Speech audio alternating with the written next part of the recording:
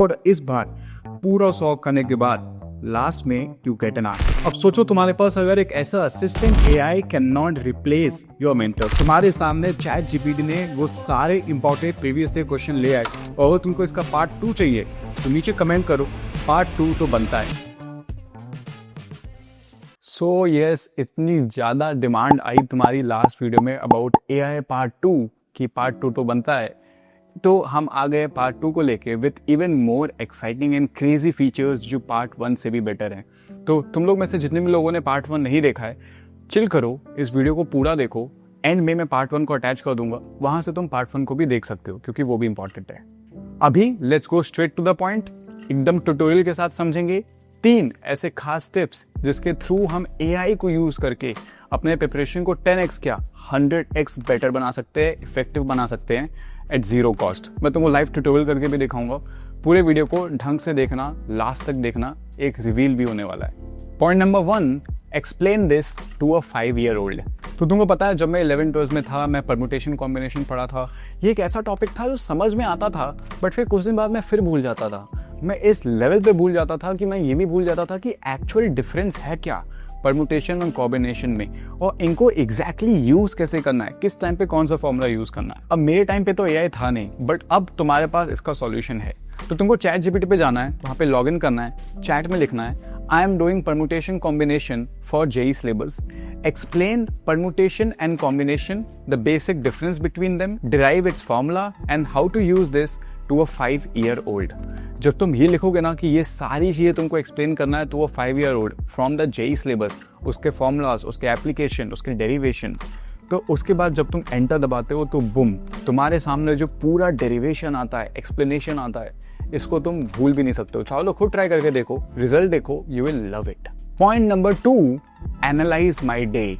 देखो ऐसा बहुत बार होता है कि हमारा दिन अनप्रोडक्टिव जाता है, एंड ट्रस्ट मी, ऐसा तुम्हारे साथ नहीं होता है, सबके साथ होता है, मेरे साथ भी होता है। इसको अभी मैं करेंटली कैसे मैनेज करता हूँ, मैं एआई के पास जाता हूँ, उसको अपने पूरे दिन का स्केड्यूल बताता हूँ। आई टेल एआई कि you are my personal assistant who is going to जज my entire day and tell me how productive I was, and then you will be giving me targets कि मैं कल कैसे productive रह सकता हूँ।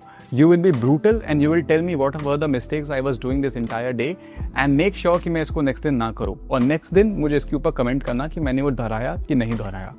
जब तुम ये बात बोलते हो एआई को और फिर तुम उसको एक्सप्लेन करते हो अपने पूरे दिन के बारे में, आई वोक अप एट 8, ये सारे काम किए, इस टाइम पे पढ़ा, इस टाइम पे रील्स देखा, इस टाइम पे कोचिंग गया, वापस आया, जब तुम सब बताते हो, एंटर दबाते हो, वो बोलता है okay, listen to me, you did this good, you did this wrong, इसको इस तरह से तुमको नहीं करना चाहिए था, ऐसे कर सकते हैं, कल इसको बेटर करना। और फिर तुम अगले दिन फिर जाओ, उसको पूरे दिन का शेड्यूल बताओ, वो तुमको डांटेगा कल भी ये मिस्टेक हुई थी, आज फिर क्यों हो रही है। That person will be brutal and will be telling you next time कैसे ठीक करना है। Although तुम इन सारी चीज़ों को हवा में भी जाने दे सकते हो, तुम उसकी बातों को सीरियसली नहीं ले सकते हो, बट इसमें तुम्हारा भला है अगर तुम उसकी बातों को सीरियसली लो और चीज़ों को ढंग से अप्लाई करो। And point number 3, I will learn it visually. तो बहुत बार ऐसा होता था कि मैं ना इलेक्ट्रोस्टैटिक्स में वीक हो गया।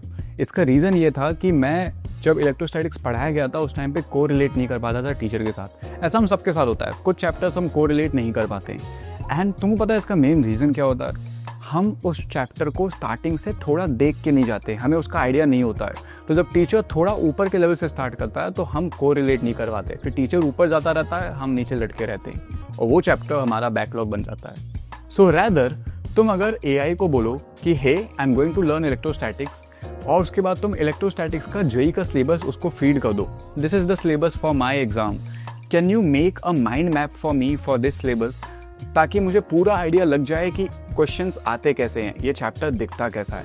एंड बूम, जैसे ही तुम एंटर दबाओगे, AI will make a personalised mind map for you for this particular chapter. इससे होगा ये कि जब तुम उस माइंड मैप को देख के जाओगे ना, तुमको पहले से पता होगा कि तुमसे होने क्या वाला है, पोटेंशियल क्या होता है, इलेक्ट्रोस्टैटिक फील्ड क्या होती है, फ्लक्स क्या होता है, ये सब तुमको पहले से थोड़ा थोड़ा पता होगा, ताकि जब टीचर पढ़ा रहा हो ना तो तुम पूरी तरह उड़ ना रहे हो, तुमको कुछ कुछ चीज़ें पता हो और तुम उसको अप्लाई कर पाओ। सो यस, ये थे वो 3 और हैक जिसके थ्रू तुम अपने प्रिपरेशन को बहुत स्ट्रीमलाइन और बहुत अच्छे से रेगुलेट कर सकते हो, और आई एम श्योर इस वीडियो के बाद तुम अपने पुराने वर्जन से तो बेटर ही बन जाओगे। सो टेल मी कैसा लगा ये सीरीज, ये एआई के 2 वीडियोस एंड इतने सारी वैल्यू जो तुमको इसके अंदर मिली है। I have given you a super power जिसको अगर तुम ढंग से यूटिलाइज करते हो तो तुम अपने जेई की दुनिया को बदल सकते हो। But remember, with great power come great responsibility. तुम अपने टाइम को वेस्ट मत करना एआई टूल्स के ऊपर, क्योंकि एआई टूल ना इतनी बड़ा सागर है जिसके अंदर तुम डूब भी सकते हो और वहाँ पे तुम्हारी प्रॉब्लम भी हो सकती है। सो मेक श्योर जितनी ज़रूरत है उतना ही यूज़ करना। ज़्यादा यूज़ करने जाओगे, ज़्यादा यूज़ केस में जाओगे तो टाइम वेस्ट होगा, and time waste is the biggest reason लोग एआई टूल में जाके भी फंस जाते हैं। एआई का काम है तुम्हारा टाइम को बचाने का, वेस्ट करने का नहीं। That's the reason JEE society में मैं एक्सपर्ट्स के ऊपर ये छोड़ देता हूँ कि वो अच्छे से एआई टूल्स को ढूंढे, निकाले और तुमको बताएं, ताकि तुमको टाइम वेस्ट ना करना पड़े इसके ऊपर। और अगर तुमको ये दोनों पार्ट सही लगे हैं तो तुम कमेंट कर सकते हो। पार्ट 3 तो बनता है। अगर अच्छे खासे कमेंट्स आते हैं और इस वीडियो के ऊपर लाइक्स आते हैं तो पार्ट 3 जरूर बनेगा। And by the way, just for your revision and just for making a chapter more understandable, very soon I'm going to get something which is going to change the way you prepare for JEE.